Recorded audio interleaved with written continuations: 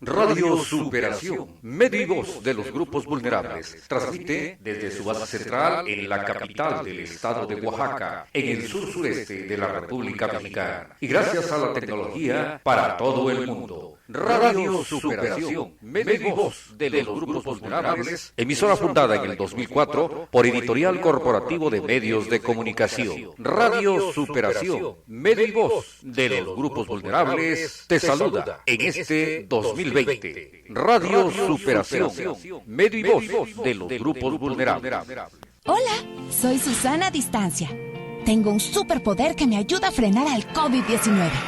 Cuando extiendo mis brazos, puedo crear un espacio de 1,5 metros que me mantiene lejos del malvado coronavirus. Esa es la sana distancia. ¿Sabes qué es lo mejor? Que tú también lo tienes. Pero ojo, aunque tenemos que estar separados, unidos y solidarios, saldremos adelante. Porque si te cuidas tú, nos cuidamos todos. Gobierno de México. ¿Has buscado alguna vez un hotel en internet? ¿Has visto la cantidad de precios diferentes que hay para la misma habitación? Trivago te ayuda a comparar los precios de más de 700,000 hoteles en más de 175 páginas web. En vez de perder tiempo y dinero, Trivago te lo hace fácil para que encuentres tu hotel ideal al mejor precio. Solo entra a trivago.com y escribe tu destino. Selecciona en 2 clics la fecha de llegada y salida y busca. Así de simple. Trivago busca al instante entre cientos de páginas web y te muestra los hoteles disponibles. Selecciona el precio máximo que quieres gastar, elige el número de estrellas o filtra por las puntuaciones de los usuarios. Trivago te muestra los diferentes precios disponibles para una misma habitación. Así puedes estar seguro de encontrar tu hotel ideal al mejor precio. En trivago.com. Hotel Trivago. Inició la fase 2 de la epidemia de COVID-19 y tu ayuda es muy importante. Hola, soy Susana Distancia. Puedes trabajar y estudiar desde tu casa, aprender nuevas habilidades viendo videos o tomar cursos en línea. Incluso puedes participar en servicios religiosos. No lo olvides, mientras más tiempo nos quedemos en casa, más rápido venceremos al coronavirus. Ayúdanos, quédate en casa. Gobierno de México. Quédate en casa hoy, no mañana, hoy. Estás escuchando Radio Superación, medio y voz de los grupos vulnerables. Estas medidas de seguridad sanitaria, quiero recordarles a ustedes y a la ciudadanía, tienen como propósito lograr la reducción masiva de la movilidad, es decir, millones de personas fuera del espacio público. El espacio público son las calles, los centros de trabajo, las escuelas, las plazas públicas, las playas, los jardines. Todo el espacio público debe estar lo más posible sin personas que estén interactuando.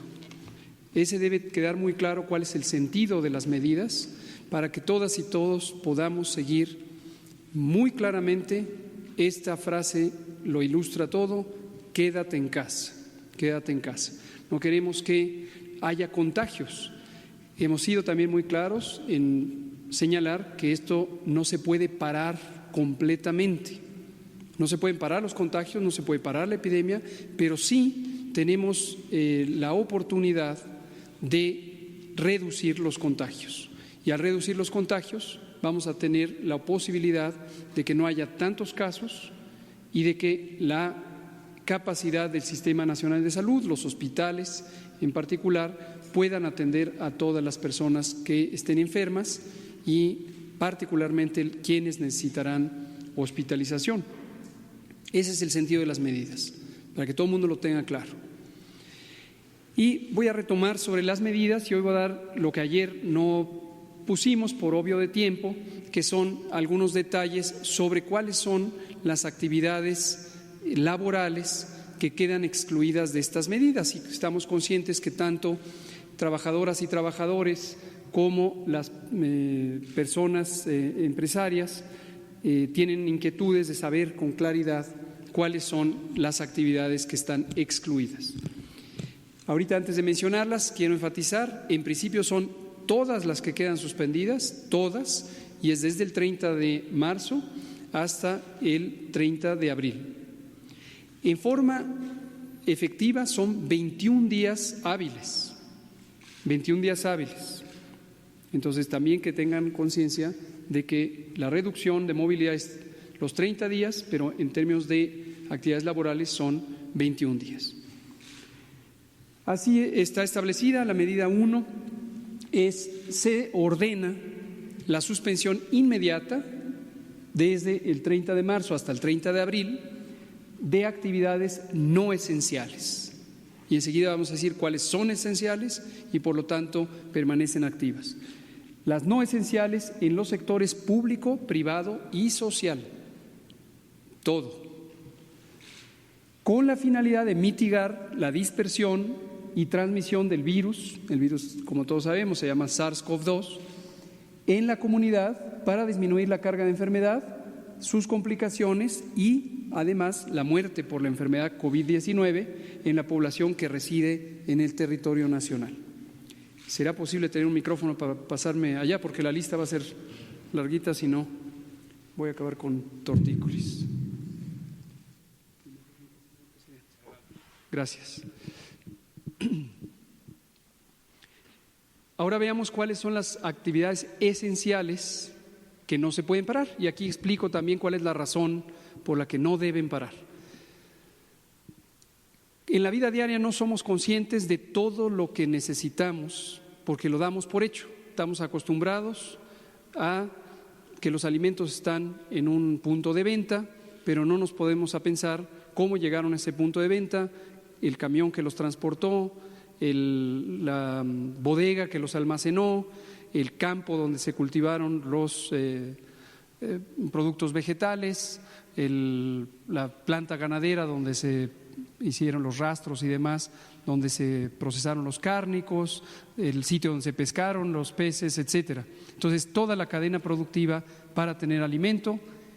Pongo este ejemplo en más detalle, pero es también el agua potable, es la energía eléctrica, es los combustibles, es el mantenimiento de la red de agua potable.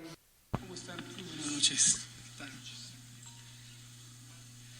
Son las 19 horas de hoy, miércoles 8 de abril de 2020. Estamos en la Ciudad de México, en el Palacio Nacional, y vamos a iniciar la conferencia de prensa diaria sobre la situación de la epidemia, la pandemia de COVID, la enfermedad que causa el nuevo coronavirus 2019. Hoy vamos a centrarnos en dos elementos. Uno es el informe técnico diario sobre la situación epidemiológica en el mundo y en México, y queremos compartir lo que habíamos platicado hace 10 días que traeríamos, ya está listo, y es la estimación del modelo Centinela. ¿Se acuerdan que habíamos comentado de esto? Nos interesa mucho que se entienda con claridad qué significa la estimación de casos de un modelo Centinela y cómo este modelo de trabajo, este mecanismo de vigilancia que existe en México desde el 2006 puede ser de enorme utilidad para estimar la carga de enfermedad. Entonces ahorita lo comentaremos. Le pido al doctor Alomía si nos conduce por el informe técnico. Gracias. Bueno. Buenas tardes a todas y todos. Nuestro panorama internacional, enfocamos como siempre en la carga de enfermedad en los últimos 14 días. Si pueden ver, continúa disminuyendo. Ayer la teníamos en 71-72%, hoy día ya está en 69%. Quiere decir que de alguna manera se empieza a reducir la carga o cantidad de personas que están activamente enfermando, es decir, en los últimos 14 días en base a el periodo de tiempo conocido para la mayor incubación de la enfermedad.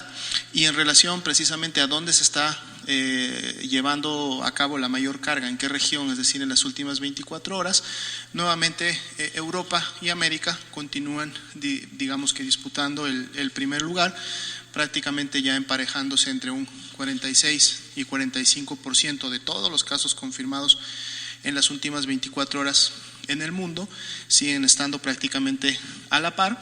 Y bueno, continuamos viendo la tendencia ascendente que tiene la región de América, que es precisamente en donde se está desenvolviendo o donde la mayoría de los países están en este momento entrando a su fase epidémica, y Europa lógicamente empieza a contraer la carga día con día. Nuestra siguiente diapositiva es precisamente el panorama nacional.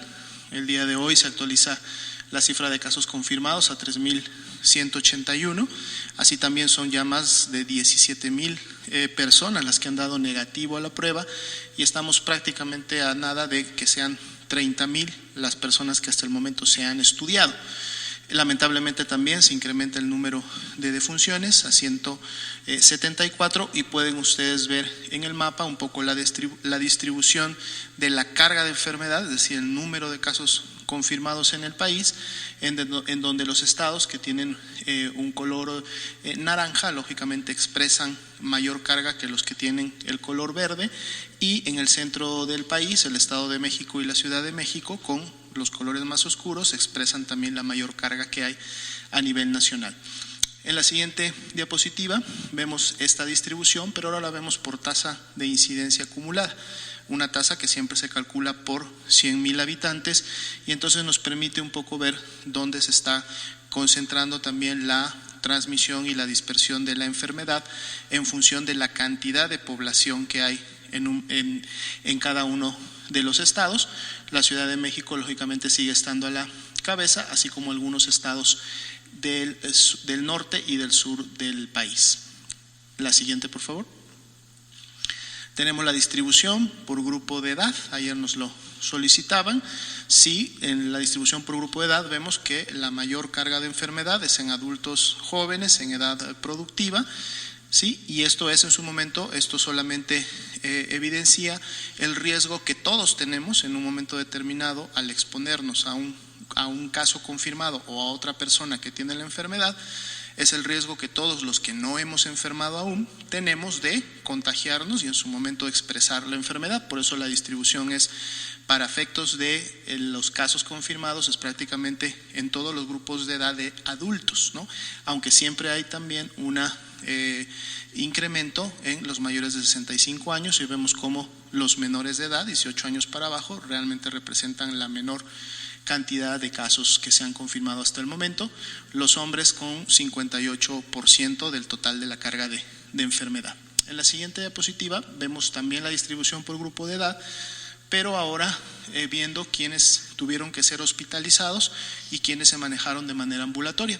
Vemos que los mayores de 65 continúa incrementándose. Ayer era una diferencia pequeña, hoy ya tenemos una diferencia más notable, en donde la mayoría de las personas con más de 65 años realmente han tenido que ingresar a un segundo o un tercer nivel de atención, lo que también reafirma el hecho de que sabemos que en relación a la edad, estos grupos tienen mayor riesgo de complicarse de la enfermedad, no solamente de contagiarse, porque eso lo tendríamos todos en un mismo nivel prácticamente, pero este grupo tiene además un riesgo mayor de poder complicarse, y lo vemos también como a medida que se incrementa la edad, se incrementan las barras de color amarillo. En la siguiente diapositiva podemos ver el estado clínico en el cual ingresaron cuando fueron detectados como casos sospechosos, posteriormente lógicamente confirmados, pero cuál fue el estado por el cual entraron. Por ambulatorios prácticamente el 71%, hospitalizados estables casi un 10%, pero hospitalizados graves un 16%, y hospitalizados críticos o que tienen ya un ventilador mecánico para asistir a la respiración un 3.5%, y más o menos o casi exacto ha estado en los porcentajes que en su momento se estimaron de cómo se iba a distribuir la carga de la gravedad de estos 3.181 casos que hasta el momento se tienen.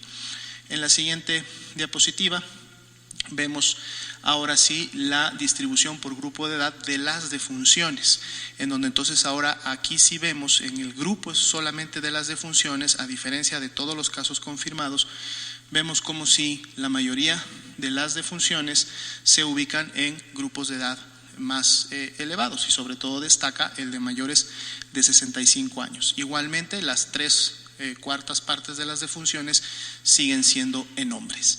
En la siguiente diapositiva vemos las defunciones cómo estuvieron asociadas a factores de riesgo o comorbilidad, y continuamos teniendo en las partes superiores con las mayores proporciones, o sea, la mayor presentación de esta comorbilidad en las defunciones, de la hipertensión, la diabetes y la obesidad, sin dejar de lado los otros factores de riesgo que también están presentes, como es el tabaquismo, los problemas renales, la enfermedad pulmonar obstructiva crónica, enfermedades cardiovasculares. También tenemos la inmunosupresión producida y el asma, que hasta el momento se han asomado como comorbilidades. En la siguiente diapositiva vemos la carga de defunciones por estado en donde ocurrieron estas defunciones, pero además también vemos en la línea verde la tasa de letalidad.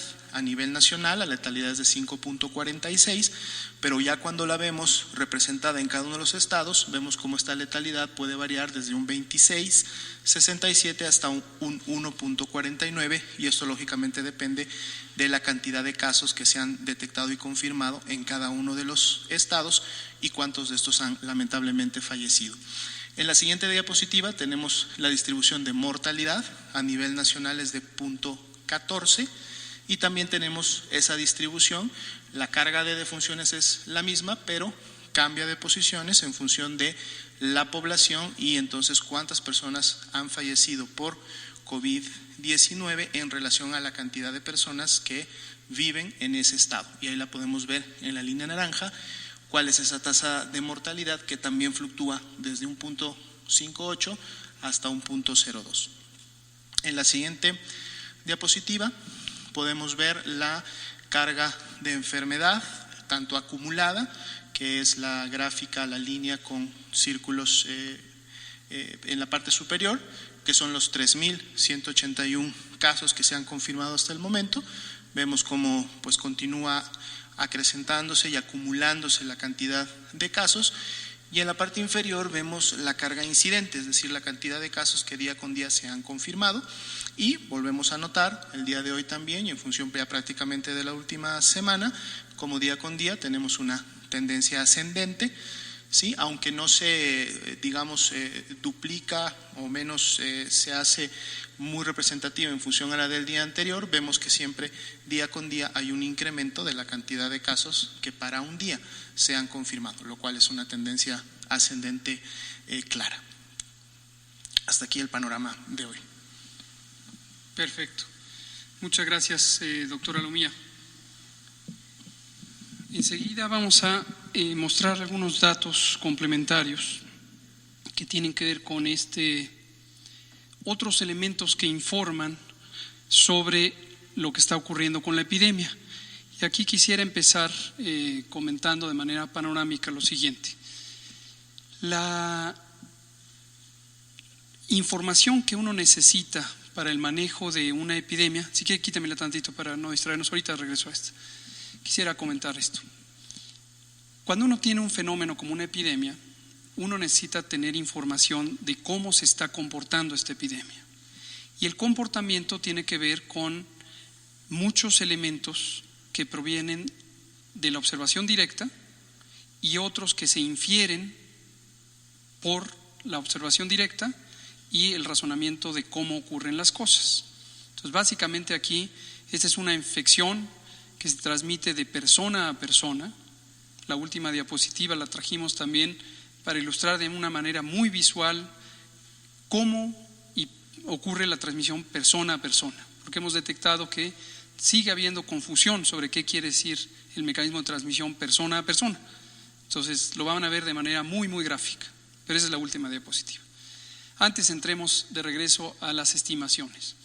Entonces lo que uno quiere saber es qué tan rápido se propaga la enfermedad, qué tan extensamente se propaga la enfermedad en el territorio, es decir, una es en el tiempo, otra es en el territorio, quién se ve más afectado, y es esta información sobre la comorbilidad, las personas con diabetes, con hipertensión, etcétera, qué otras características permiten predecir quién va a tener un desenlace desfavorable, como la edad, por ejemplo. ¿Cuál es la utilización de los servicios de salud? Y uno puede tener un monitoreo de qué tan rápido se están solicitando consultas en un servicio de urgencias, por ejemplo. ¿Qué tan probable es que haya una muerte relacionada con la enfermedad? Y esa es la tasa de letalidad. ¿Qué tan importante es esta enfermedad como causa de muerte? Y esa es la tasa de mortalidad, etcétera.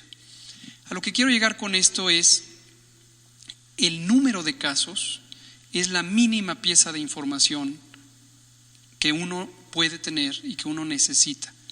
Pero lo relevante es de ese número de casos y sus características por estado, por institución, por grupo de edad, etcétera, que nos informan.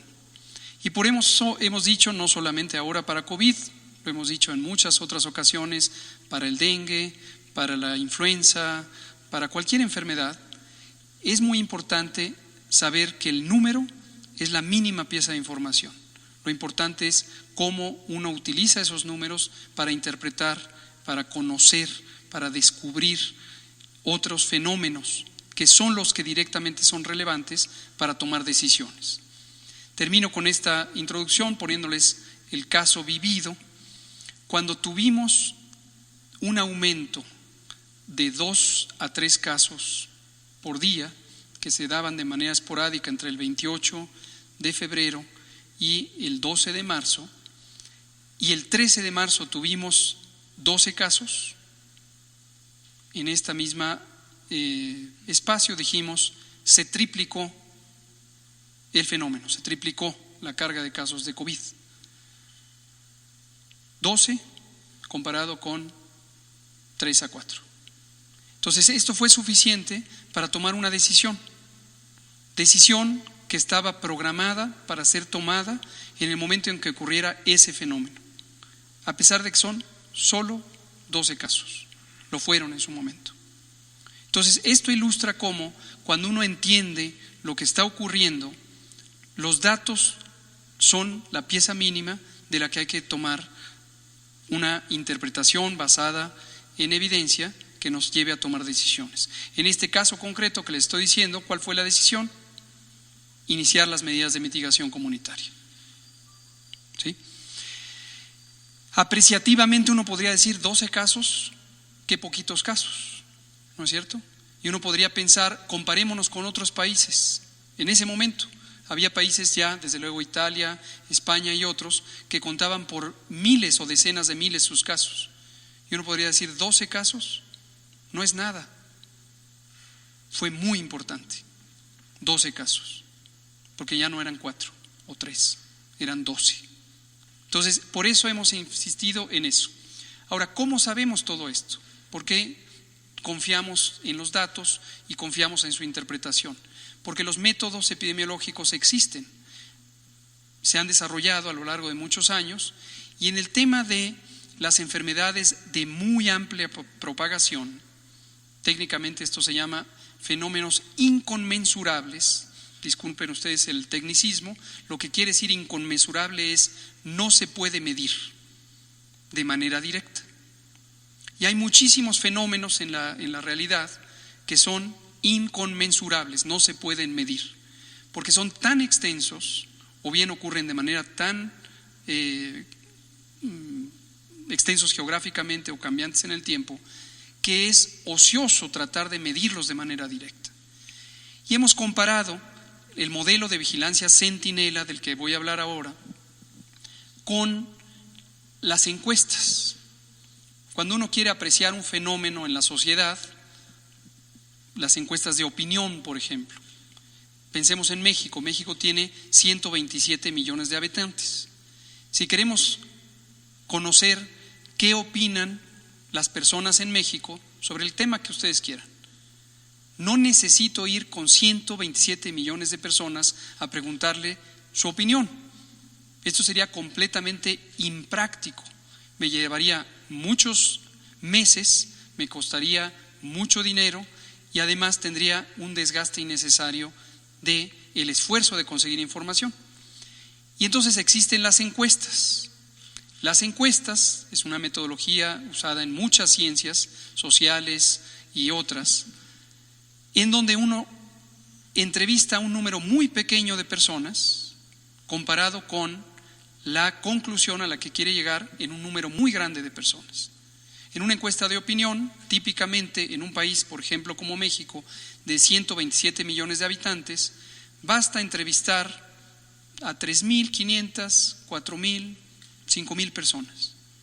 Compárese 5.000 personas con 127 millones de personas. Y sin embargo, los métodos son tan robustos que me permiten estimar o apreciar, por ejemplo, la opinión de 127 millones de personas con un pequeño margen de error, 2 a 3%.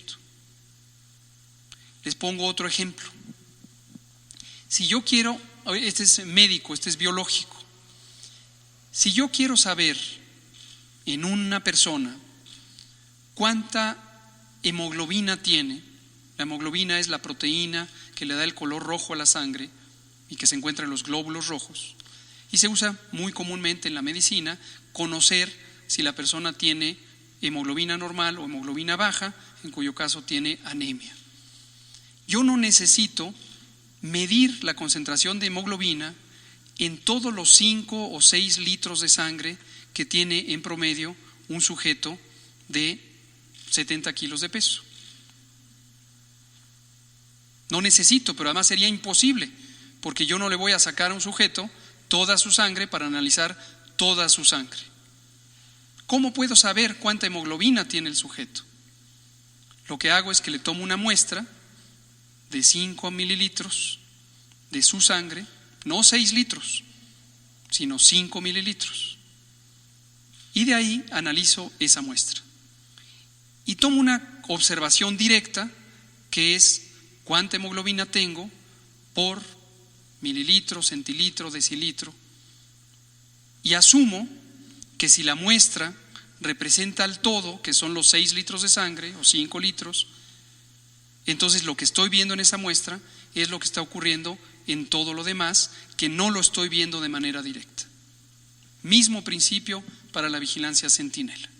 Entonces, hoy queremos compartir con ustedes 2 indicadores separados, no necesariamente están asociados a la vigilancia centinela los dos, y uno es la interpretación de la mortalidad de acuerdo a 2 maneras de identificarla, y las 2 se usan diariamente en nuestro análisis.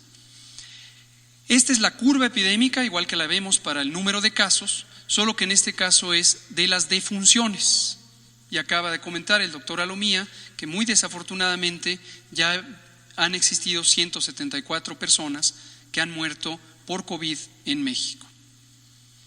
Y lo que podemos ver aquí es el registro día por día de los casos o las personas que lamentablemente han perdido la vida por esta enfermedad, en esta gráfica agrupadas por cuándo empezaron los síntomas. Y está claro que entre que una persona tiene síntomas, en aquellas personas que se complican, adulto mayor, mujer embarazada, enfermedades crónicas, pasan cierto número de días hasta que desafortunadamente para aquellos casos graves puede ocurrir la muerte. ¿Cuántos días? La mitad de ellos, 9 días. Es la mitad de las personas que han fallecido, de estas 174, tardaron 9 días entre que tuvieron el inicio de los síntomas y lamentablemente fallecieron.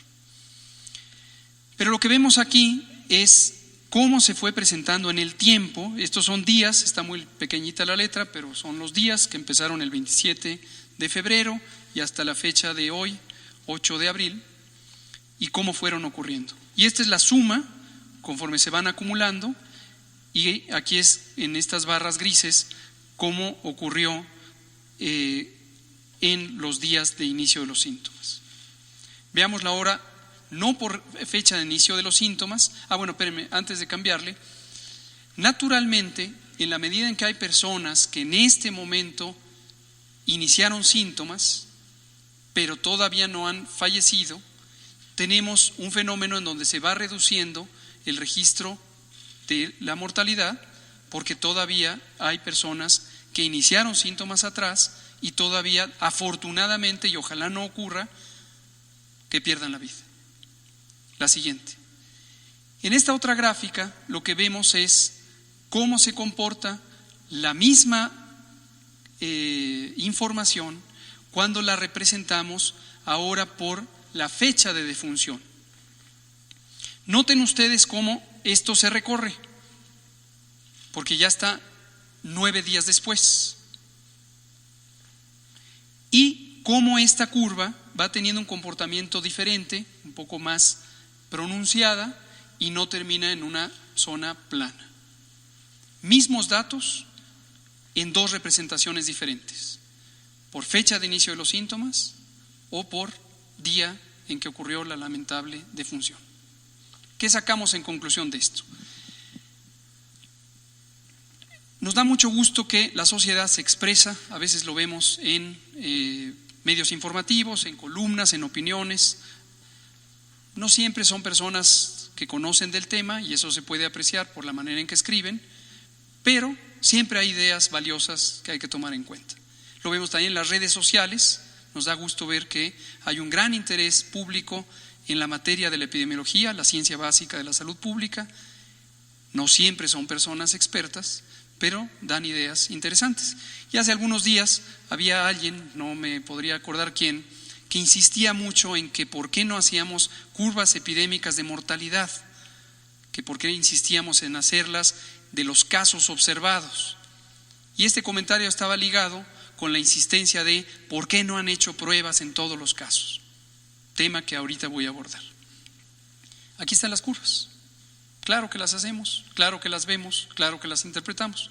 Todo esto es lo que está en el trabajo interno de la unidad de inteligencia epidemiológica. ¿Qué concluimos de estas dos? El comportamiento de la mortalidad en términos del tiempo tiene gruesamente el mismo comportamiento que los casos. Independientemente de que afortunadamente las personas que han perdido la vida son un conjunto muy pequeño.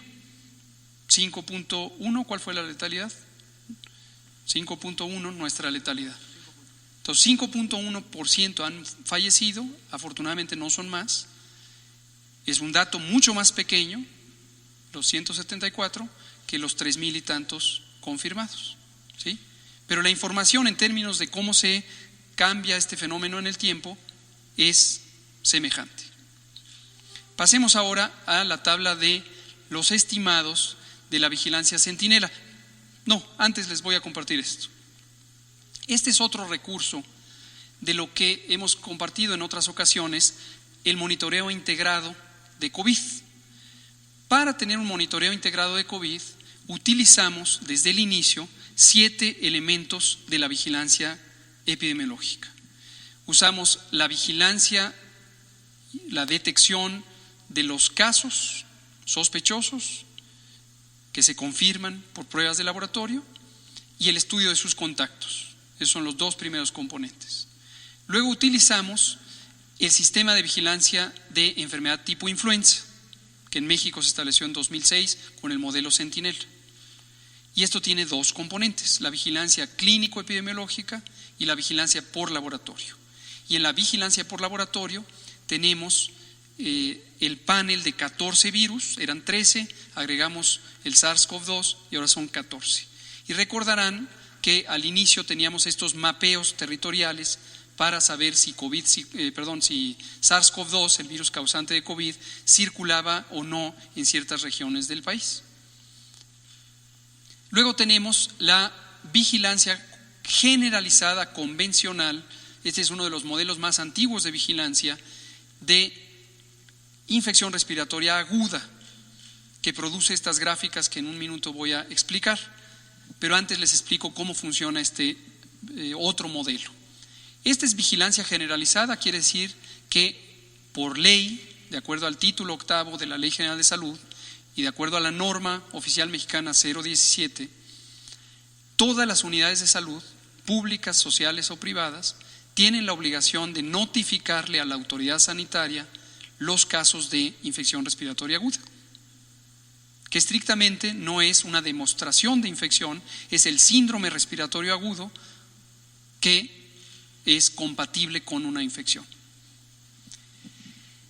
Y esto es histórico, pero antes de que existieran los modelos Centinela, lo que llevó es a un error de apreciación que persiste hasta el momento en la mayoría de los países. Y es la idea de que todo se puede observar de manera directa. Y no, la ciencia de la epidemiología, desde hace varias décadas, está convencida de que no todo se puede observar, por lo que expliqué al inicio. Entonces, en realidad es un error metodológico suponer que solo lo que se ve existe y al revés, que lo que no se ve no existe. Y sin embargo, en muchos países se sigue utilizando la idea de voy a hacer pruebas a todos, voy a detectar todos los casos, y lleva a un error de interpretación, que es pensar que lo que se ve es lo único que hay. En la mayoría de los países donde hemos visto distintos números de casos, que se cuentan por decenas de miles, en algunos pocos por centenas de miles, no es todo, hay mucho más. ¿Cuánto más? Es difícil de saberlo porque no se utiliza un método de estimación, como el que he comentado de las encuestas, en donde se sepa por cada caso que vi en una clínica, en un hospital, cuántos no vi y por qué no los vi, por muchísimas razones. No estaba suficientemente grave como para acudir al hospital, o estaba muy grave y ni siquiera llegó al hospital, o llegó al hospital y no fue detectado, o llegó al hospital, fue detectado, pero como ocurre en una enfermedad como COVID y también en la influenza, no es útil hacerle la prueba porque no tiene una razón de ser clínica y lo preferente es que se vaya a casa para restablecerse como el 80% de los casos. O como ocurre ahora, también en México y ha ocurrido en todos los países, que por razones de salud pública para evitar los contagios, uno recomienda, si usted es una persona joven que no tiene enfermedades crónicas y no es una mujer embarazada, vaya a casa, porque 8 de cada 10, como usted, incluido usted, se van a recuperar en un lapso de 10 a 14 días, sin que haya secuela y se va a quedar inmune a la enfermedad. Entonces, todos ellos que nos han hecho caso y que han evitado, al hacernos caso, que exista transmisión en los hospitales, en las salas de espera de los servicios de urgencia o en las salas de espera de las consultas externas, no van a quedar registrados. Pero lo sabemos, porque estamos usando un método científico de vigilancia. Entonces, en cualquier otro país donde no se esté usando esta mecánica, no están reconociendo que lo que no ven también existe. Pero en México sí reconocemos que lo que no se ve también existe. Cámbieme rápido, por favor, a aquella gráfica donde está color amarillo y color verde, por favor, antes de regresar a esta. Quizá esto es demasiado técnico para la población, espero que sea de interés. Trato de expresarlo en términos no tan técnicos, pero pienso que siempre es útil que la población conozca lo que significan los datos, porque si uno ve los datos y solo se queda en un número de casos, uno pierde la noción de la interpretación científica de estos datos y para qué pueden servir, para tomar decisiones del manejo de la epidemia en tiempo real, en cada día, en cada hora que se tiene que tomar decisiones. Esta gráfica. Ayer creo que alguna de ustedes me preguntaba sobre esta proporción. No me acuerdo quién de ustedes. Esta es la gráfica que acaba de presentar el doctor Alomía y es la distribución de casos confirmados, solamente los confirmados, por grupo de edad. Y está también aquí esto, la relación de hospitalizados con ambulatorios. Entiéndase, graves y leves. Y recordarán que al inicio teníamos, antes de entrar a la fase 2, esto estaba más o menos fijo en 20% graves, 80% leves. Y ahora no necesariamente está cambiando del todo, pero día con día aparece aquí ahorita casi 30% de graves y 71% de leves. ¿Por qué? No es porque la enfermedad se está comportando más grave, sino porque sabemos perfectamente, nosotros mismos lo estamos recomendando para evitar contagios en las salas de espera de los hospitales, que estas personas, que afortunadamente son 8 de cada 10, ya no están llegando a diagnóstico.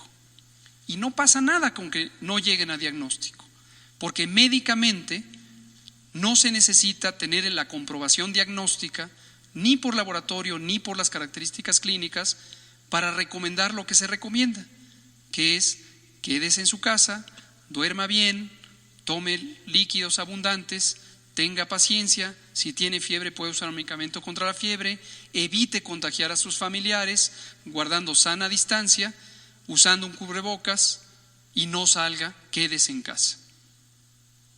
Entonces vamos a seguir viendo esta proporción que va aumentando, pero hay que interpretarla en estos términos, ¿sí? ¿Por qué lo sabemos? Porque en la fase 1 no teníamos esa recomendación y era un fluir natural de personas hacia las salas de espera y hacia las consultas. Entonces se registraban gruesamente todos los que había y que estaban dispuestos a ir a consulta, para que tomen en cuenta eso. Regresemos por favor a las otras gráficas. Estas otras gráficas se llaman canales endémicos. La otra, por favor, la que tiene un área verde muy grande.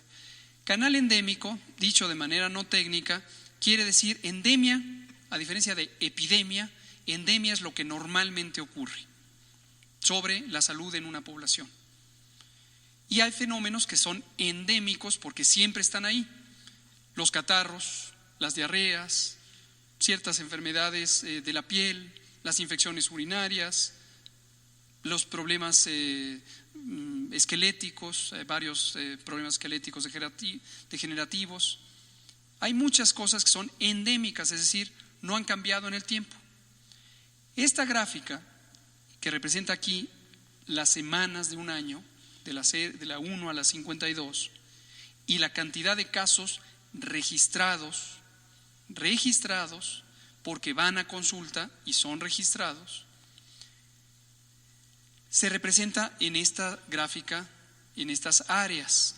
Y los colores lo que representan es que una cuarta parte de las personas que han tenido infecciones respiratorias agudas en México durante los últimos 7 años lo han presentado en estas fechas, lo que se ve aquí en la zona verde.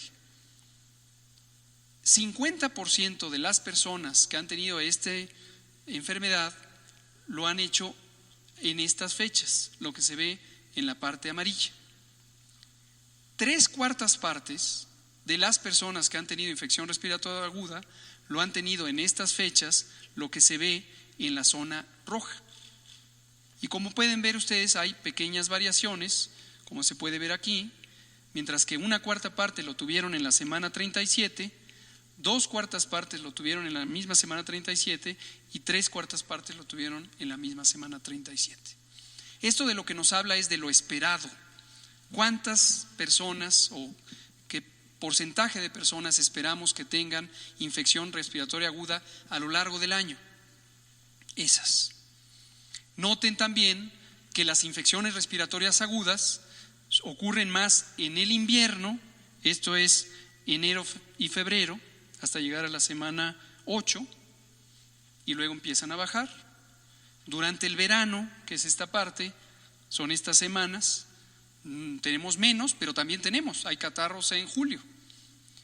Y luego empiezan a subir nuevamente hacia octubre, noviembre y diciembre. Entre otras, la influenza, pero también los catarros comunes y múltiples infecciones respiratorias. ¿Para qué nos sirve esto? Para comparar lo que esperamos que ocurra con lo que es inesperado. Y esta es la curva, esta línea azul, lo que está ocurriendo en 2020. Entonces, la comparación es útil para identificar algo que se sale de lo esperado. Cuando esta curva azul, esta línea azul, está más alta, más grande, hay más casos de lo que ha habido en los últimos 7 años. Esa es la lógica, canal endémico. Hoy no nos va a dar tiempo de mostrarles los detalles, pero la tenemos estado por estado. Y habíamos tenido, y seguimos teniendo, esto que había estado en lo esperado y que, interesantemente, en la semana 12 subió. ¿Por qué digo que es interesante? Porque la semana 12 acabó el sábado 14 de marzo. Cuando identificamos que de COVID, en lugar de tener los 3 o 4 casos que habíamos tenido, tuvimos 12. Y por eso vine aquí a decir, tenemos 12. ¿Qué noticia puede ser tenemos 12? Cuando en Europa tenían decenas de miles. Porque se interpretan los datos. Y se puede ver la consistencia, se puede ver que todo coincide, y este fenómeno que viene de otro mecanismo de vigilancia, que son consultas en 26,000 unidades de salud, tiene este comportamiento. Aumentó en la semana 12. La siguiente es lo mismo, pero son las neumonías, que en ese momento no se salían de lo esperado. Pero, doble contra sencillo, así como garanticé que iba a llegar el coronavirus, garantizo que esto va a tener este comportamiento. ¿Por qué razón? Porque está en fase ascendente la epidemia de COVID. Tanto las neumonías como las infecciones respiratorias. Las neumonías van a representar a los graves, las infecciones respiratorias agudas a los no graves.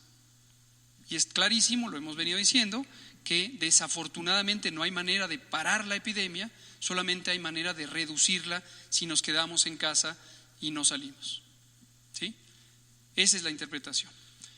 Finalmente, ¿qué hora es? Para que les dé tiempo de hacer preguntas. Por cualquier causa, por determinar. Qué bueno que lo pregunta Blanca. Este es un registro que no está asociado con hacer pruebas. No necesitamos aquí hacer pruebas porque no pretendemos hacer pruebas. Y miren qué cantidad, 5,000, 6,000, y esto es solo 3/4 partes. Si yo pusiera el 100%, estamos llegando como a 7,500. Y tan solo esta semana, más la otra, más la otra, más la otra. Cada año hay decenas, de hecho centenas de miles de neumonías por todas las causas posibles. Algunas se identifican y se sabe la causa, muchísimas no se identifica la causa, aunque se le hagan pruebas de distintos microorganismos. La siguiente y última. ¡Tarán! Las cifras. Usando el método que estoy comentando y que quisiera recordar a la audiencia, las periodistas lo conocen muy bien, las y los periodistas, en la vigilancia centinela de influenza, ¿se acuerdan lo que dije de las encuestas? 127 millones de personas y tenemos 3,500 personas que fueron entrevistadas. Aquí es semejante. En el país existen 26,000 unidades de salud. Unidades de salud en medicina familiar, centros de salud, rurales y urbanos, hospitales, pequeños, medianos y grandes, 26,000.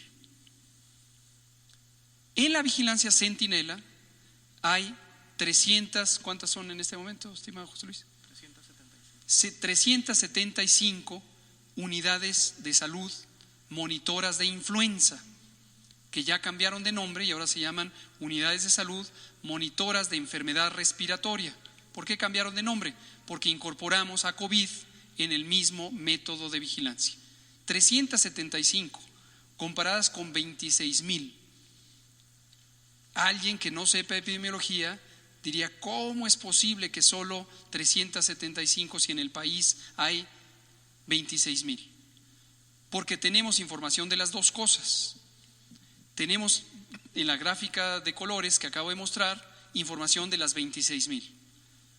Pero queremos hacer la demostración por laboratorio en las unidades monitoras de enfermedad respiratoria y además queremos tener el detalle de las condiciones clínicas de estas personas, si tienen diabetes, si tienen hipertensión, si fuman, si tienen enfermedad pulmonar obstructiva crónica, cuál es su edad, cuándo empezaron los síntomas, cuáles fueron esos síntomas, cuánto tardaron en tener alguna complicación, si es que la tuvieron, si es que se hospitalizaron, cuánto duró la hospitalización, etcétera, etcétera, etcétera. Y esto nos resulta, espero que aquí no se pierdan en el tecnicalismo, esto por supuesto va a ser ya información pública, no solo aquí, lo estaremos publicando. Voy a tratar de ser más o menos directo o simple en mi explicación de esta tabla. Aquí tenemos las semanas del año 2020, de la 1 a la 13, que es la que estamos teniendo. Aquí tenemos las infecciones respiratorias agudas, las neumonías y las influencias en las 375 unidades de salud monitoras de enfermedad respiratoria. Y este es el número de casos directamente observados de estas enfermedades. Y aquí tenemos esta es en la SUSMER, exacto. Y estas son las que solamente cumplen las características de la definición de caso de influenza, que es prácticamente idéntica a la de COVID. ¿Sí? Estas no tienen que cumplir con que estornuden y fallan a consulta, están consideradas aquí. O estornudo, fiebre y van a estar aquí. Y esta es una definición más estricta, las características que hacen sospechar COVID o influenza. Es prácticamente idéntica. Y son menos, obviamente. Estas forman parte de estas. Y estas, como parte de estas, nos dan un porcentaje, que aquí está, y es el porcentaje de consultas que se asocian con la característica de COVID como enfermedad. Hasta aquí no hay prueba de laboratorio.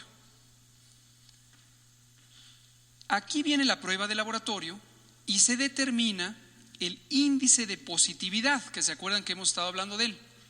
De cuántas muestras que tomé en personas que cumplen la definición de COVID, sospechoso de COVID, y en cuántas muestras salió positivo el nuevo coronavirus SARS-CoV-2, en este porcentaje.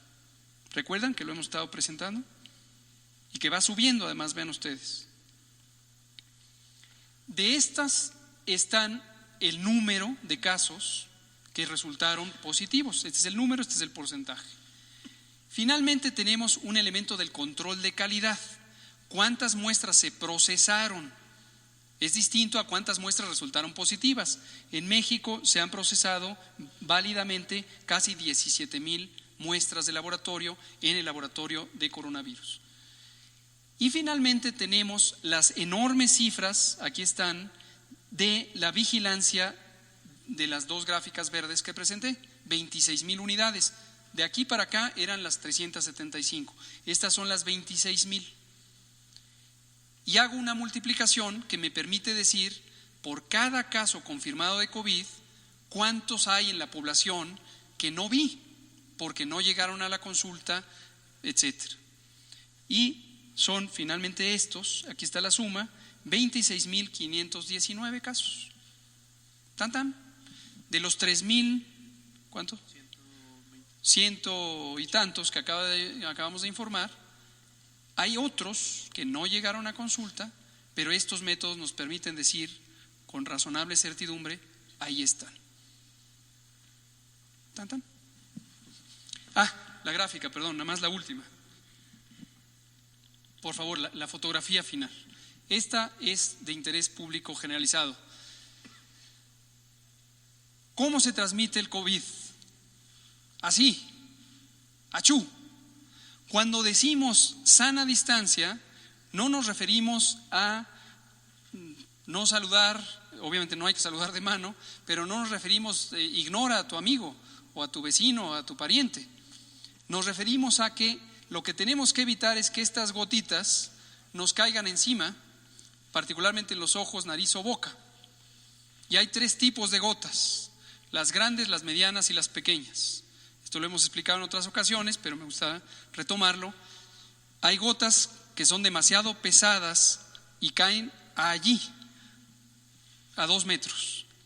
Hay gotas que son más ligeras y caen allí, a 6 metros. Y hay gotas que son más ligeras y caen allá, a 10 metros. Si yo estornudo, como este caballero. Entonces, eso es lo que hay que evitar, y por eso son las dos cosas. Guarda sana distancia, porque con la sana distancia, Susana te va a permitir que no te caigan las gotas convencionales, que son muy pesadas y que se producen al hablar. Pero también, quien va a estornudar, que se tape. ¡Achú! Porque eso va a proteger que las gotas de 10 metros, que llegarán a 10 metros, porque son muy ligeras, no le caigan a alguien que esté a esa distancia. Tan tan. Va a haber poco tiempo para preguntas. Ahí empecemos con Melina y el compañero que ayer le dijimos que estaba en la lista. También, usted. Ya, no nos va a dar tiempo, vean la hora. Muy pero buena. 3 preguntas, Melina, usted y usted. Muy buenas tardes, subsecretario. Primero, sobre este comunicado de la Secretaría de Salud que justamente emitió esta tarde explicando que no recomienda el uso de arcos y túneles sanitizantes, pero que estos han proliferado por ciudades en todo el país. ¿Cuál es la diferencia entre el mecanismo de estos túneles y su relación con la propagación del COVID-19 y la sanitización de espacios públicos, incluso aquí afuera de Palacio Nacional, mercados, transporte público, patrullas? ¿Qué deberían hacer las autoridades? ¿Quitar estos filtros o que los ciudadanos no pasen? Y respecto a este modelo Centinela que nos está dando este resultado de casos positivos a COVID-19, ¿cómo se parafrasea toda esta clase que nos dio a nosotros, que ya entendimos, para la población? Gracias. Con mucho gusto. Voy a la primera y enseguida a la segunda.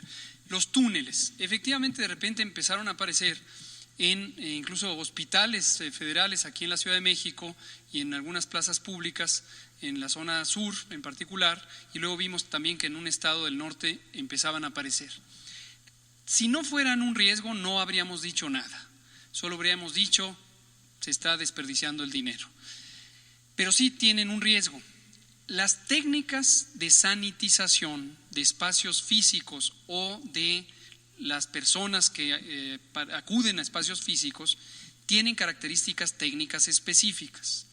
Estos túneles, para quien no los haya visto, son unas, literalmente túneles, es una rueda monumental de tamaño donde cabe una persona, tienen aproximadamente 3 metros de altura o 2 metros de altura de diámetro, y tienen unos tubitos por los que se produce una aerosol con una sustancia desinfectante. Y hay distintos tipos de sustancia desinfectante. Entonces la persona pasa y le echan ahí un aerosol. Estos son tecnológicamente diseñados para procesos de sanitización controlados, en donde las personas que transitan por ahí tienen una protección física de la vía respiratoria, nariz y boca, los ojos también, porque en esa formación de aerosoles se puede irritar la vía respiratoria y se pueden irritar los ojos tan solo con la sustancia sanitizante. Pero si suponemos que hay una persona que tiene COVID y que en su vía respiratoria está sacando virus, lo que va a ocurrir es que conforme la persona respira, esas partículas de virus se van a estar movilizando. Y si el tiempo de sanitización no es el técnicamente recomendado, y ese depende del volumen de la persona, del área a cubrir y también de la potencia de la sustancia sanitizante, puede ser que la persona pase muy poquito tiempo, se hagan los aerosoles y que no sea suficiente para inactivar al virus. Y tenemos el efecto opuesto, riesgo de propagación de infecciones. Entonces, por eso hicimos esta nota y dijimos, no, las cosas tienen un porqué, las cosas tienen una técnica, las máquinas, en este caso podríamos considerar una máquina este túnel, han sido probadas y autorizadas para su uso en determinadas condiciones.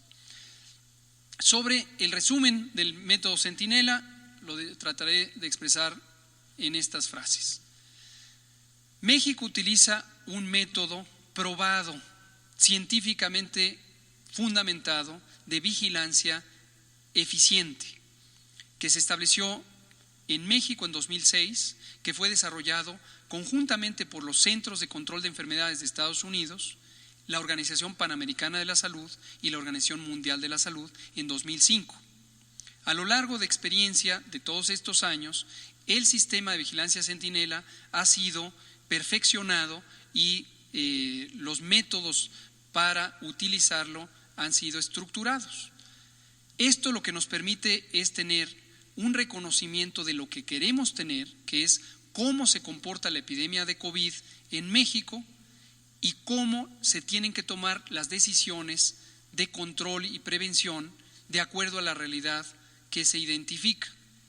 Y al mismo tiempo nos permite asumir la realidad como es y no como equívocamente se piensa que es, en el sentido de que solo lo que se ve existe.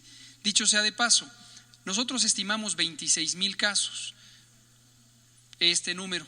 Entonces alguien podría decir, pero entonces ya ustedes son mucho más que varios países latinoamericanos que tienen 1,000 y tantos. No, nosotros reconocemos explícitamente que tenemos 26,000 estos. En cualquier otro país que tengan solamente los casos observados, también hay que corregir y multiplicarle por un número no necesariamente idéntico que el de México, pero por un número parecido, 10, 12 casos no observados por cada uno.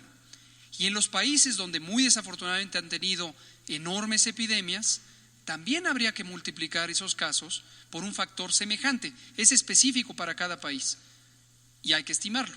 Pero digamos, un país que hoy tuviera 300,000 casos observados directamente y demostrados por laboratorio, con un factor de corrección como este, tendría 3 millones de casos. Como caso sospechoso. Estamos diagnosticando el 12% de COVID. Lo que estamos observando representa 10 o 12 veces más. Esa es la interpretación. Para no equivocarme, es el 12% considerando que 26,519 son las personas que no están dentro de la numeralia de COVID. Se interpreta exactamente al revés. Las personas que pueden ser directamente observadas son 3,000 y tantas, sí, pero cada una de ellas representa a otros 12, vamos a redondearlo, que no fueron a consulta, que no tenían síntomas en el momento de la consulta, que su médico no identificó, que cumplían la definición de caso, etcétera, etcétera. Entonces, el reparte es el 12% de lo que sí tenemos registrados como COVID. 8 veces de lo que se ve. La epidemia es 8 veces más grande, lo cual no cambia las decisiones. Y por eso retomé su memoria, cuando teníamos tan solo 12 casos, con esta exploración sistemática fue suficiente para tomar la decisión. Hoy empiezan las medidas de mitigación masivas. Doctor, si los otros se llaman casos confirmados, estos se pueden decir estimados. Es correcto, estimados. Esperen, ya se están saltando el orden y está el compañero y quedan 2 minutos. 26,519 casos estimados, ¿podríamos considerar que pueden estar aislados? No están aislados, porque si los hubiéramos visto, los habríamos puesto en aislamiento. Pero gracias por la pregunta, aunque se saltó el orden. Vamos a darle un buen punto. Recuerden lo que dijimos en fase 1 y fase 2. Al inicio uno tiene una realidad muy manejable porque hay muy poquitos casos. Entonces, de los casos observados, uno los pone en aislamiento. Pero dijimos desde la fase 1, llegará el momento en que sean tantos casos que no habría manera ni tendría sentido intentar poner en aislamiento a cada uno de ellos. En el momento en que ya no es práctico a cada uno de ellos decirle, caballero, póngase aquí en aislamiento, uno toma una decisión masiva y dice, quédate en casa, todos, quédate en casa, porque uno se anticipa a los contagios masivamente. Última pregunta ya el compañero, sé que hoy... ¿Aplica el modelo Centinela? No, si quiere mañana le elaboramos más sobre decesos. La segunda propuesta, por favor. Mire, hay muchas dudas, lo que presentó es muy complejo. Entonces, por favor, Si la transmisión la tienen que acabar en 2 minutos, acaben la transmisión. ¿Y seguimos platicando? Y seguimos platicando. Yo no tengo inconveniente. ¿Se puede? Ay, ¿por qué no? O sea, es un programa. Nos podemos quedar unos minutitos, aunque se acabe la transmisión, el público ya no verá la conversación, pero creo que es razonable, ustedes tienen que hacer sus notas y podemos tomarnos unos minutos. Entonces, última pregunta al aire y luego seguimos. Perfecto, por favor. Gracias, doctor. El Consejo Ciudadano para el VIH y Infecciones de Transmisión Sexual de la Ciudad de México envió una carta al presidente López Obrador y al secretario de Salud sobre su preocupación de el cierre de diversos servicios por la emergencia sanitaria y advierten que estos casos de VIH podrían repuntar durante la contingencia o verse empeorados. ¿Ya tienen alguna postura que les pudieran compartir? ¿Cuál sería la postura de la Secretaría de Salud? Y la otra es preguntarle, estas gráficas que nos ha mostrado este número creciente de infectados, ¿está en lo estimado que ya tenían ustedes previsto o va más rápido de lo que pensaban o va más lento? ¿Cómo va? Gracias por sus preguntas. Sobre la segunda, va igual, y lo dijo hace unos pocos días el doctor Alomía, yo también lo he dicho, independientemente de que tengamos este número de casos o que sea 8 veces mayor, el comportamiento en el tiempo y en el espacio es el mismo. Entonces sí. Respecto a lo otro, no he visto todavía la carta, la iré a buscar con mucho gusto. Le tengo enorme respeto al Consejo Ciudadano de VIH de la Ciudad de México. No olvidar que ellos han sido aliados muy importantes de nosotros cuando hicimos la optimización de los nuevos tratamientos contra el VIH y me interesa mucho saber la opinión que tienen y por supuesto atender cualquier inquietud. Mañana lo comento, iré por la carta y mañana lo comentamos. Gracias. Que podemos seguir, nos dicen. Perfecto, gracias. A ver, Alejandro, que yo le decía a Mauricio. No se preocupe. Bueno, a ver, esta información epidemiológica no es de seguridad nacional, no está restringida, ¿o sí? No. Okay. Entonces, mire, la pregunta es en relación al comunicado técnico diario, que es el sentido de estas conferencias. Entonces, las gráficas que nos presentan, la mitad de esa información viene de la tabla de casos positivos. Sí. Y la otra mitad no tenemos acceso. No tenemos acceso a saber dónde están hospitalizados, no tenemos acceso a saber el número de los que están enfermos, es decir, tenemos que atenernos a la gráfica que nos están presentando. Entonces, una petición de que esa información sea pública, magnífico, porque la necesitamos. ¿Sí? Magnífico. Ahora, otro punto es en relación a un cambio que hubo en el comunicado técnico. El día domingo nosotros teníamos 5 países que se mostraban como países importadores de casos positivos. El día lunes nos mandaron una tabla de casos positivos con 30 países. ¿Me podría explicar por qué se da ese cambio y si eso no hace perder la consistencia de la información que nos están dando? Muchas gracias. Gracias. Ahorita le digo al doctor Alomía si contesta lo segundo, pero déjeme decirle gracias por su comentario, por su petición, por su demanda de que la información sea pública. Les digo con todo aprecio, si ustedes piden, con mucho gusto se da. Nosotros tratamos de tener un informe sintético, simple, de interés general, no todo el mundo está en deseo o interés de entrar a detalles técnicos, pero a mí me fascina que la gente se vaya involucrando. La ciencia, cualquier ciencia, incluida la epidemiología, debe estar al alcance público. Entonces, en la medida en que ustedes hagan preguntas más elaboradas, y no el mismo tema siempre, sino preguntas sobre detalles que no se hayan comentado, fascinados de ponerlo a disposición pública en la página y también comentarlo aquí, todo lo que sea. La hora de cierre está a la 1 de la tarde. Ya lo hemos comentado varios compañeros aquí, que nos cierran la información, nos la suben pues hasta las 7 de la noche.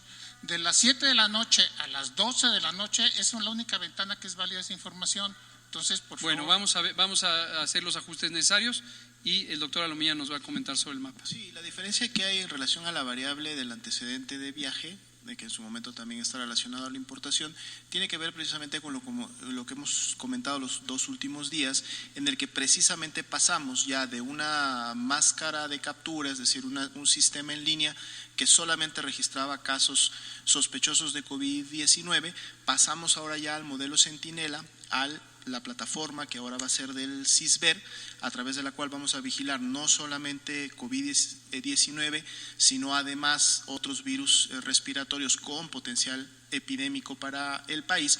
Y entonces la migración de esta información en su momento se está terminando de estabilizar, es decir, la información está yendo de una plataforma hacia la otra y también desde los sectores, el IMSS, el ISSSTE, de todas las áreas que están migrando la información.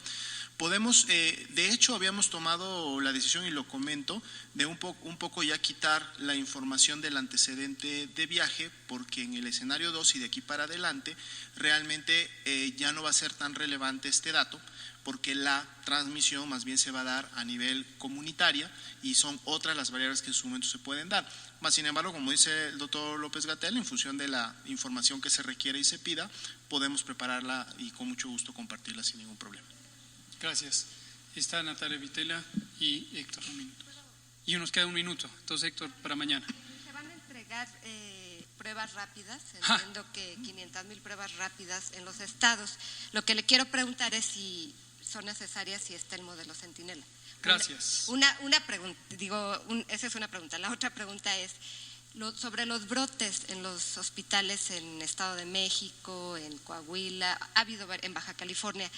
¿Qué está pasando ahí, doctor? ¿Es falta de preparación del personal? ¿No hay equipo? Si nos puede explicar. Con Gracias. mucho gusto. Pruebas rápidas. Y lástima, ya no nos da tiempo. Tengo unas diapositivas, mañana hablamos de pruebas rápidas y de la tecnología de las pruebas. Pero baste decir, porque hoy fue un tema que se conversó en medios públicos a partir de una reunión de seguimiento con los gobernadores, la idea de que al fin nos convencimos de las pruebas rápidas. No confundir, se le llama convencionalmente pruebas rápidas o también llamadas tiras reactivas a unos dispositivos que son como si fuera la prueba de embarazo. Es un instrumento de plástico que adentro tiene un mecanismo químico, lo simplifico, para detectar anticuerpos contra el virus. Esas pruebas, en algún momento quizá se tendrá conocimiento mucho más avanzado de la respuesta inmune ante el virus, es decir, en qué momento se fabrican los anticuerpos en el cuerpo humano infectado por el coronavirus, y se transferirá a una tecnología útil para el diagnóstico. Pero hoy 8 de abril, esas pruebas carecen de validez y de utilidad, y por eso, aunque hay más de 18 marcas en el mundo, ninguna autoridad sanitaria las ha aprobado. No confundir con unas pruebas de PCR, es decir, el mecanismo idéntico que se usa en México, que son de tiempo acortado y que requieren una maquinita de alta tecnología y personal experto que las maneje. Entonces, ha habido una confusión por el uso del lenguaje. PCRs que son más rápidas, como la tecnología Expert, o una que desarrolló un laboratorio que se llama ID Now y que la presentó el presidente de Estados Unidos la semana pasada, esas son más rápidas, pero tecnológicamente son idénticas a las que usamos en los 32 laboratorios estatales de salud pública, en el INDRE, en los laboratorios auxiliares. De hecho, ya la veníamos usando en México para otros diagnósticos como la tuberculosis. Entonces, no hay ningún cambio de postura. Las llamadas pruebas rápidas o tiras reactivas que se basan en la detección de anticuerpos no tienen validez y no tienen recomendación en México. Seguiremos utilizando el modelo Centinela y donde se cumpla la definición de caso en las unidades de salud monitoras de influenza o en el 100% de los casos graves, 100% de los casos graves, y desde luego también los que fallezcan, como lo explicamos ayer, habrá una prueba para el diagnóstico. Se acabó el tiempo, mañana hablamos de otros detalles. Muchas gracias. Gracias. Quédense en casa, por favor. Gracias. Hola, soy Susana a Distancia. Tengo un superpoder que me ayuda a frenar al COVID-19. Cuando extiendo mis brazos, puedo crear un espacio de 1,5 metros que me mantiene lejos del malvado coronavirus. Esa es la sana distancia. ¿Sabes qué es lo mejor? Que tú también lo tienes. Pero ojo, aunque tenemos que estar separados, unidos y solidarios, saldremos adelante. Porque si te cuidas tú, nos cuidamos todos. Gobierno de México. Radio Superación, medio y voz de los grupos vulnerables. Transmite desde su base central en la capital del estado de Oaxaca, en el sur-sureste de la República Mexicana. Y gracias a la tecnología para todo el mundo. Radio Superación, medio y voz de los grupos vulnerables. Emisora fundada en el 2004 por Editorial Corporativo de Medios de Comunicación. Radio Superación, medio y voz de los grupos vulnerables, te saluda en este 2020. Radio Superación, medio y voz de los grupos vulnerables.